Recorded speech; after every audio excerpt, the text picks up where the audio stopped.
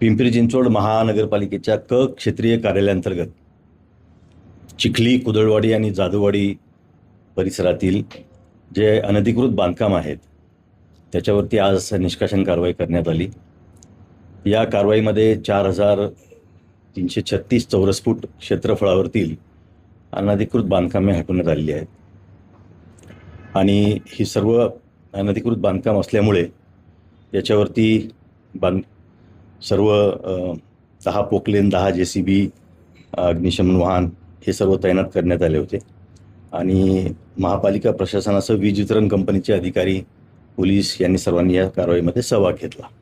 खरं तर तुम्ही अनधिकृत बांधकाम म्हणताय, मात्र जी परिस्थिती कालची जिथं पाहायला मिळाली त्याच्यामध्ये मशिदीवर ती कारवाई होती। साधारणतः व्हिडिओ पण आहेत मशिदीवर कारवाई करण्यात आलेली।